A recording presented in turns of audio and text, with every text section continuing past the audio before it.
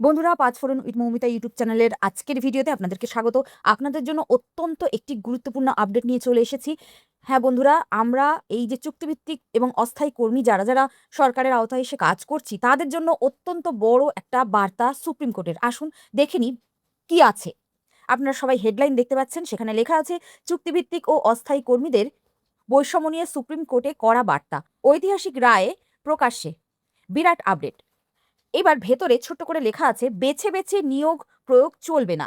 মামলার রায়ে রাজ্যের অস্থায়ী কর্মীদের হাতে এলো বড় আইনি হাতিয়ার। এবার দেখে নেব এই খবরের ভেতরে ঠিক কি আছে।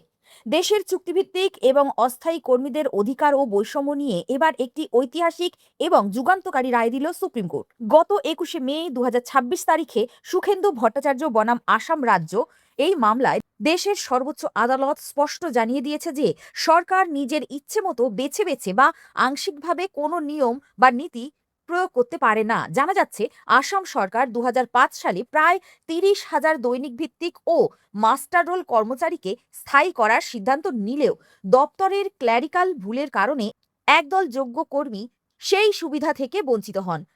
সেই মামলাতেই সুপ্রিম কোর্টের ডিভিশন বেঞ্চ সরকারের শূন্য পদের অজুহাত খারিজ করে কড়া ভাষায় জানিয়ে দিয়েছে যে একই পদে ও নিয়মের অধীনে থাকা কর্মচারীদের মধ্যে ভেদাভেদ করার সংবিধানের ১৪ নম্বর অনুচ্ছেদের পরিপন্থী।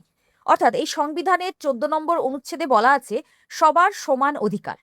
আদালত এও স্পষ্ট করেছে যে সরকার কোনো শাসক নয়, বরং তাকে একজন আদর্শ অভিভাবকের মতো আচরণ করতে হবে এবং সরকারি দপ্তরের ভুলের শাস্তি সাধারণ কর্মচারীরা কিছুতেই পাবেন না।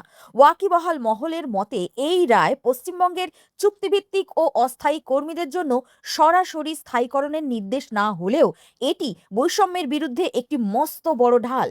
রাজ্যে একই দপ্তরে সমগোত্রীয় কাজ করা সত্ত্বেও যারা বিভিন্ন সরকারি সুবিধা থেকে বঞ্চিত হচ্ছেন, সরকারের এই ধরনের ডিভাইড অ্যান্ড রুল নীতির বিরুদ্ধে আগামী দিনে এই রায় আইনি লড়াইয়ের এক বড় হাতিয়ার হতে চলেছে।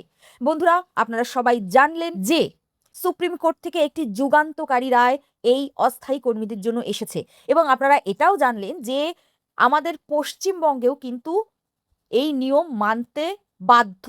কারণ সুপ্রিম কোর্ট শুধুমাত্র অসমের নয়, শুধুমাত্র দিল্লির নয়, শুধুমাত্র গুজরাটের নয়, সুপ্রিম কোর্ট রায় দেয় দেশের সকল নাগরিকদের জন্য।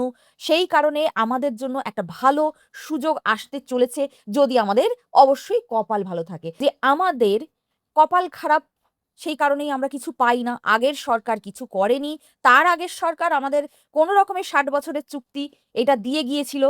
বর্তমান সরকার শুরু করেছে ৫,০০০ টাকা ভাতা বৃদ্ধি আমাদের জন্য হবে এবং সেটা যতদূর সম্ভব আগস্ট থেকে হিসেব হবে। আমরা হয়তো সেপ্টেম্বরের মাইনেতে সেটা পাবো। সেপ্টেম্বরে আগস্টের যে মাইনেটা ঢুকবে সেইটার সঙ্গে আমরা এই বর্ধিত ৫,০০০ টাকা পাবো। অর্থাৎ যে সমস্ত পার্শ্ব শিক্ষক প্রাইমারিতে চাকরি করেন তারা ১৫,০০০ সামথিং পাবেন।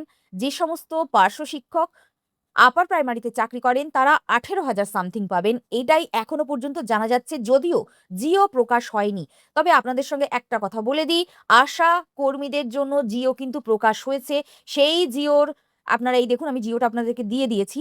এই জিও অনুযায়ী যদি আমাদের ভাতা বৃদ্ধি হয়, কারণ তাদের ভাতা বৃদ্ধি হয়েছে ৫,০০০ টাকা, আমাদেরও সেরকমই কথা আছে। আমাদের মুখ্যমন্ত্রী সেটাই বলেছেন, যদি হয় তাহলে ওই আশাকর্মীদের যে মাস থেকে চালু হওয়ার কথা, অর্থাৎ আগস্ট থেকে চালু হবে। আর সেই আগস্টের মাইনে আমরা জেনারেলি সেপ্টেম্বরে পাই, সেই অনুযায়ী হয়তো আমরা পাবো। এবার আশাকর্মীদের সঙ্গে যদি আমাদের যদিও জিও না বেরোনো পর্যন্ত কিছুই আমরা বিশ্বাস করতে পারি না, কারণ আমরা তো ঘর পোড়া গরু না। ঘর পোড়া গরু যতক্ষণ না অ্যাকাউন্টে টাকা আসছে আমরা বিশ্বাস করতে পারি না। যাই হোক, আপনারা সবাই ভালো থাকুন, সুস্থ থাকুন, দেখতে থাকুন পাঁচফোড়ন উইথ মৌমিতা। যদি ভিডিওটি আপনাদের ভালো লাগে অবশ্যই সাবস্ক্রাইব করে, কমেন্ট করে, হাইপ করে পাশে থাকবেন। ধন্যবাদ।